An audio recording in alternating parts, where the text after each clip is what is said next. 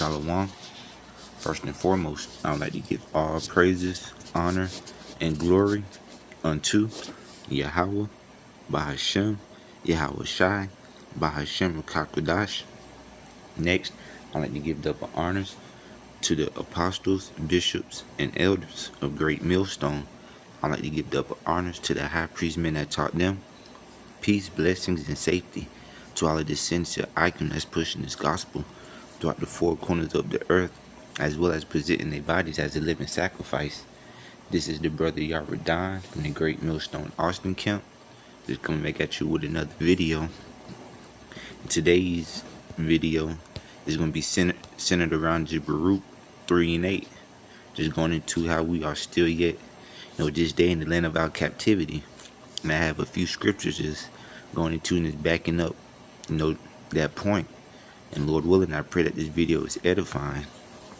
This is Baruch chapter 3 verse 8. It says, "Behold, we are yet this day in our captivity, where there has scattered us for a reproach and a curse, and to be subject to payments, according to all the iniquities of our fathers, which departed from the Lord our power." This is Deuteronomy 28 and 15. It says, "But it shall come to pass, if thou wilt not hearken unto the voice of the Lord Yahweh thy power, to observe to do all his commandments and his statutes which I command thee this day, that all these curses shall come upon thee and overtake thee." And we know some of those curses is going into us being given into the hands of our enemies, of our oppressors. Why? Because we fell away from keeping the law, statutes, and commandments of the Heavenly Father, which will also lead us into that being scattered throughout the four corners of the earth. This is Deuteronomy 28 and 64. "And the Lord shall scatter thee among all people, from the one end of the earth even unto the other." And that's why over here at Great Millstone, we always say that the Israelites come looking like any and everybody, because we were scattered throughout the 18 nations that is upon the face of the earth. It says, "In there thou shalt serve other gods, which neither thou nor thy fathers have known, even wood and stone." And we know that the number one false faith god that the majority of our people idolize and worship, is going into that Jebus, or so-called Jesus Christ. We see it all out through the churches, the people, homes. They even be walking around with that Jesus piece on their necklace. That's due to us being scattered and given, into the hands of our oppressors, because of our falling away again from our true power, Yahweh, and His only begotten Son, Yahweh Shai. This is Isaiah 61 and 1. It says, "The Spirit of the Lord Yahweh power is upon me, because the Lord hath anointed me to preach good tidings unto the meek." And we know that good tidings is going into what? The good news, which ultimately is Yahweh Shai. It says unto the meek, which the meek goes into what? The lowly or the poor. And we know that the poor of this world is the ones that's what? Rich in faith, as James 2 and 5 goes into. It says, "Hearken, my beloved brethren, have not the Most High chosen the poor of this world, rich in faith, and heirs of the kingdom which He hath promised to them that love Him?" And we're rich in faith, and we know faith is what? The substance of things hoped for, the evidence of things not seen. So we don't need to see the things in which we preach about, or of what we read inside these scriptures, because we know Romans 15 and 4 goes into how everything that was written aforetime was written for our learning. So ultimately we have these scriptures, that gives us that hope and that we're needing. And we know that the faith is what is going into a gift from the Most High, to be able to believe on these things in which we preach about, teach about, and that we read about inside of these scriptures. This is 2 Corinthians 4 and 18. It says, "While we look not at the things which are seen, but at the things which are not seen.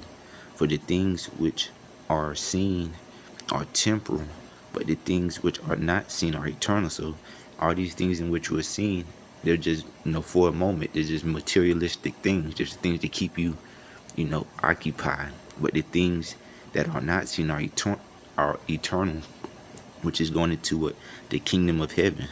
which will be played out here on earth, and it will be ruled, it will be dwell and rule in righteousness. And once the kingdom of heaven is established here on earth, they will always be here, and ruled in righteousness, starting with the Heavenly Father, Yahweh, then His only begotten Son, Yahweh Shai, then 144,000.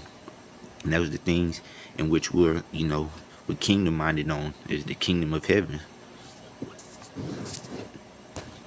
We'll go back to this Isaiah 61:1. It says, the Spirit of the Lord, Yahweh power, is upon me, because the Lord hath anointed me to preach good tidings unto the meek.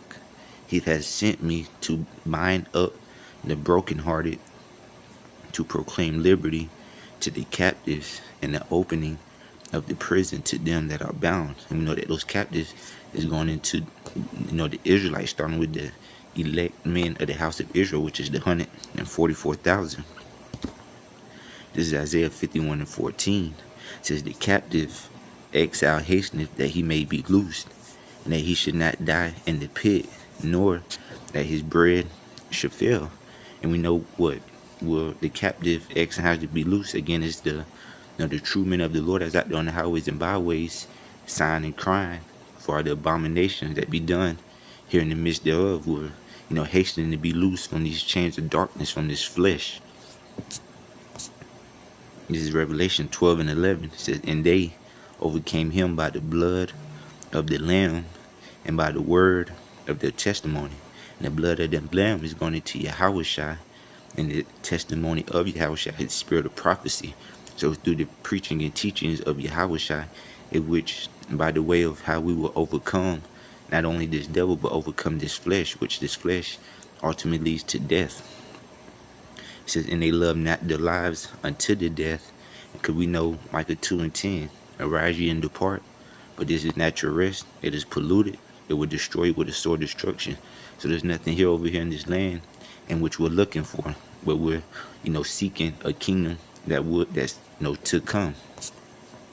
This is Hebrews 13:14. It says, for here we have no continuing city, but we seek one to come, and that one we come again is going into the kingdom of heaven, which will be played out here on earth. It says, and they love not their lives unto the death, because we know there's nothing, this flesh ultimately was made, for corruption, was made, for death. This is 1 Corinthians 15:53. For this corruptible must put on incorruption, and this mortal must put on immortality. So when this corruptible shall have put on incorruption, and this mortal shall have put on immortality, then shall he brought to pass the saying that is written, death is swallowed up in victory. So it's ultimately us doing away with this flesh and putting on the whole armor of the Most High, which is going to having the 100% wisdom, knowledge, and understanding of the scriptures, which will have, which also starts with the renewing of the mind, which all again would be how the way we will overcome this death in this flesh and, enter into the kingdom of the Most High.